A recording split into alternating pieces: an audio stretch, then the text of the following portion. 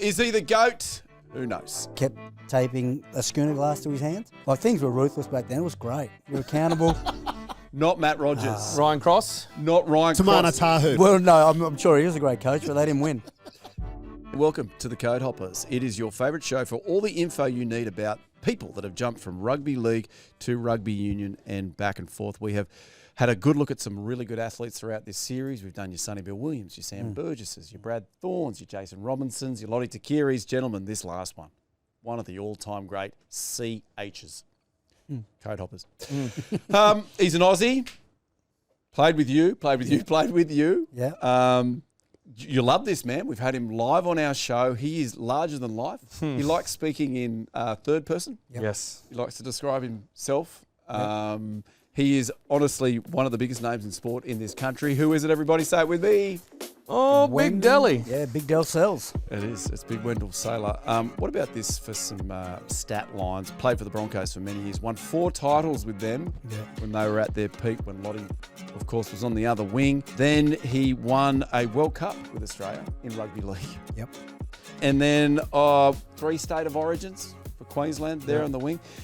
He scored 127 tries and 222 league appearances. He went back to the Dragons eventually, but obviously came across and was very dominant in rugby union as well for that 3-year period. 37 caps for the Wallabies, including 13 tries. What was Big Dell like to play with? Who wants to go first here?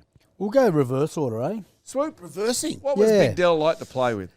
It's just a big personality. Like, what I love about Dell the most was that he wanted the smoke. You know, he was someone who entered the game with a lot of energy, but would kind of seek a lot of energy just through his sheer ability to compete, and not just compete with ball in hand or through a game, but just like verbally compete. Yeah, he loved it. You know, he'd fire up the crowd, he'd fire up the opposition, fire up his own teammates.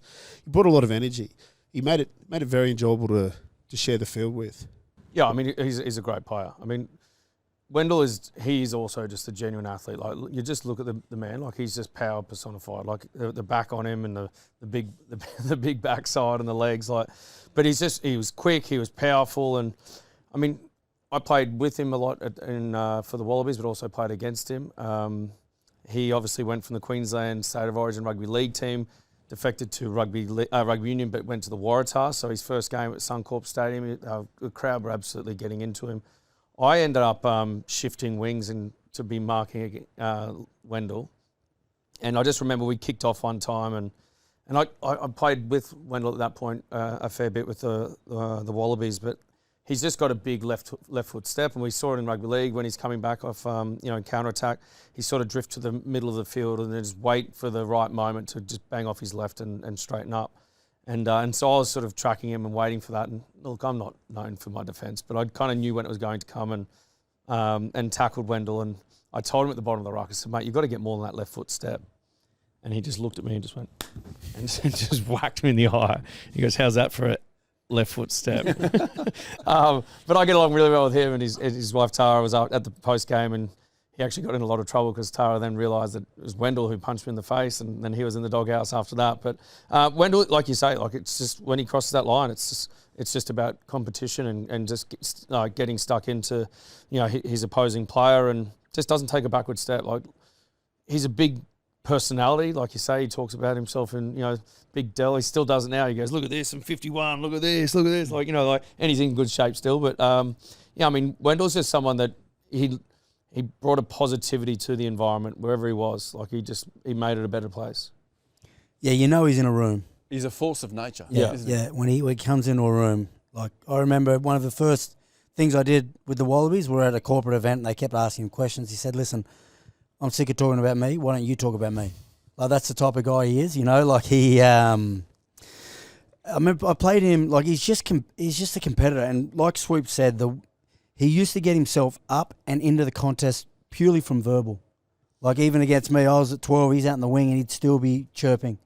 I remember when they beat us, it was Easter weekend, they'd scored a try, I'd gone back for a cover tackle, but they slid over, it was too late, they scored. Dell was nowhere near it, but he came over, picked me up by the jersey, jumped me down and said, yeah, there you go, happy Easter, which would really annoy you, but like, the game was done, like, what could you do? Like, he was a wizard with the verbal. Yeah, he was good on the chat. I mean, there was a time when he was signed with the Queensland Reds, And he was walking through the gate at Ballymore and he goes, watch these turnstiles spin, like just off the back of him. And or there's another time when he was playing against the young kid that was spraying him, and he's like, who is this guy? Yeah. He goes, someone bring me a program. I don't even know who this kid is. Like, and once you come, like when someone sprays you like that, it puts you in your place real quick.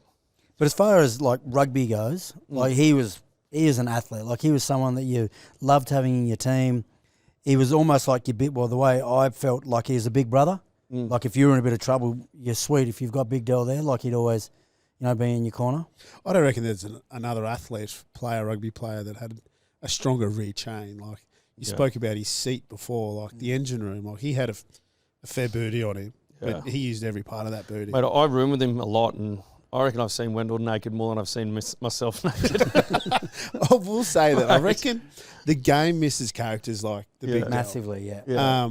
I mean, he sat on the couch many months ago, and we spoke about the footage when he had an illustrious career with the Broncos, went to join you at the Tars, Drew, for a couple, and returned to Suncorp against the Reds at the time, and the whole back crowd behind the post were firing him up, and he's just where you alluded to, wanting the smoke, just firing everyone up. You just don't see that these days. He was my first roomie. Oh, was he? Was he a good roomie? Yeah, mine too, yeah. On the Wallaby tour?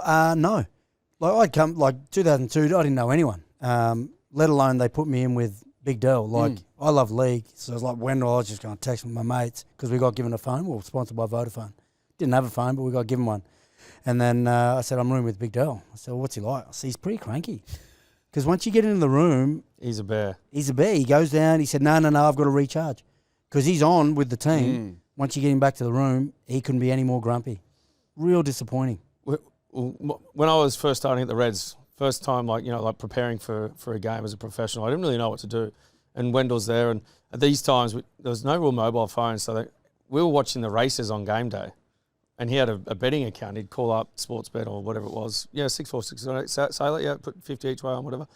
And so I was like, okay, well, this is what we do. And I said, mate, and then after a while, I'm sort of sitting there losing all my money, and so I'm a little bit down already. And I said, mate, we've got to go to pre-game meal. He's like, no, I've ordered lunch and a couple of steak sandwiches, some hot chips, and a couple of cans of Coke turn up. I'm like, oh, this is what you do? Sweet. Doing that. So I go into the game. I've lost all my cash. My gut's full with awful food. I go on, just before the game, I'm being sick. Obviously, I was nervous, but then, my prep, I was just like, Wendell, I don't know if this is how we should be doing things. Always prepped. Yeah, that's just what he did. Yeah. The vision, if you ever get the chance, Wendell, his first couple of seasons in the NRL, when he was about 25 kilos lighter, and he is just lightning quick, just running around people. He is unbelievable. Just burst onto the scene. Was chirping when he was 18, 19, and just absolutely dominated. Well, just there's also freak. that great try he scored. I think it was his first interstate game. Waratahs versus the Reds. I think it was at Allianz where he just ran the length, stepped through, ran the length. Yeah, that was probably his one and only kick in rugby. After he scored that try, booted it into the. But he was a winger that loved the physicality. Like he thrived on that side of the game, not really beating players, but like bashing players. If I had his frame, I'd love physicality. Yeah, me too. Yeah, it's a good point. It's a funny sport, isn't it, where you get a guy his size who's playing the same position as you, Drew, he's this much taller, that much wider. You got to take him down. Well, you got to try. Funny old and then sport. you get punched in the face. Yeah, that's right. There you go. Codehoppers. It's a wonderful show. It's a good show. It is a good show. It's a good show. Wendell Sailor, one of the all-time greats to do it, both in rugby league and rugby union. Gentlemen, this has been an absolute pleasure. Yet again, thank you to all of you individually. Thank you. No, thank you, Prof. You've been great. You've been great. Yes, we are Team Coco. That was in association with World Rugby. Please give me someone. Cuckoo!